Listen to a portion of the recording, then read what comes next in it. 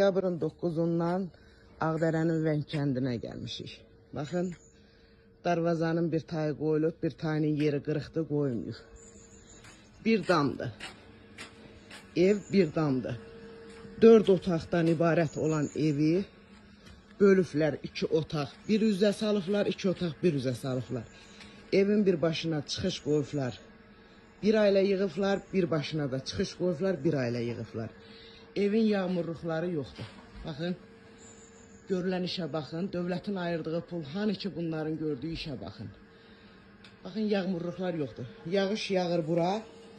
Bax, mənim əlimdən gələn bax budur. Bax, bununla mən yağışın qarşısını alıram. Yağış yağır bura, buradan dolur badvala. Şimdi gedək hamama. Hamam tikiblər.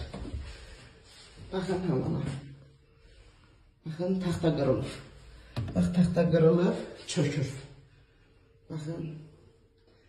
Baxın, cənab prezident. Qaşqın.com sizin verdiğiniz vəsaitin neyin efti ki, bax, bizə zülüm verir. Baxın. Ermənidən qalan bir dənə üst dolu vermirlər ki, cəmaat altına qoysun, otursun ki, qadağandır. Ermənidən qalan əşyanı işlətmək olmaz. Baxın, Ermənidən qalma hamamdır. Çirkənə baxın. Mən ayın 9'undan üzbəri çalışıram, mən bunu təmizləyə bilmirəm. Baxın, altdan yuxarı torpaq qaynayır hər tərəfdən. Baxın, əl yulan düzəldiklər. Baxın, əl yulanın kanalizasiyası hamamın trapının içine qoyulur. Bax, bu belə buradan axır. Baxın.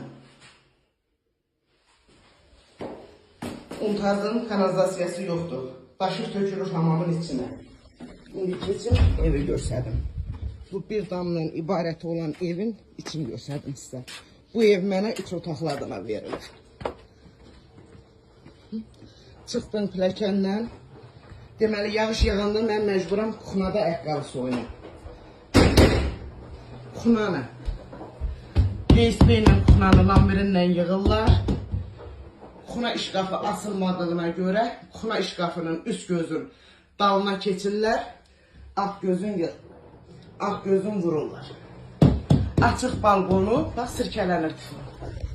Baxın, xaladelinin ağzını açıram. Bax, xaladelinin ağzı qayıdıb örtülmür. Gərək məcbur örtən. Keçdik, bura balkondur. Bu otağın biridir. Gəlirsən, bu zaldır. Bu da otağın biridir. Bax, bu da otağın biridir. Bura verilibdir. 2 otaq. 2 otaqlı da 3 otaqlı adına verilib. Evdə bir damdan ibarətdir. 4 otaqlı ev olur. 2 otaq bir üzə salıblar, 2 otaq bir üzə salıblar. Bir üzə bir qaşqın yığıblar, bir üzə bir qaşqın yığıblar.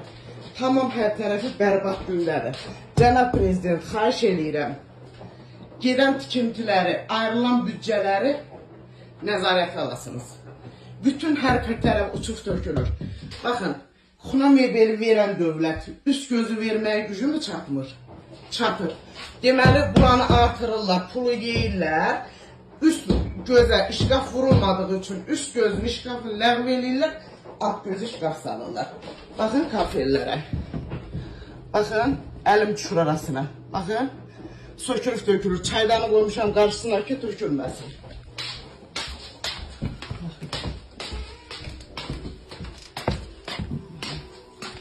Baxın, sizin ayırdığınız remontu bax belə eləyirlər. Aboylara baxın, altı yoxdur. Gətirib buradan yapışdırıblar, tökülür yerə aboy. Baxın, bunun tuzu yapışdırıblar. Baxın, cücələr çıxır altdan. Hani bura ayrılan pullar? Hani dövlət prezidentimizin ayırdığı büdcə vəsait ki, bizi ayın 9'undan üzü bu yana bizə zulüm verirlər.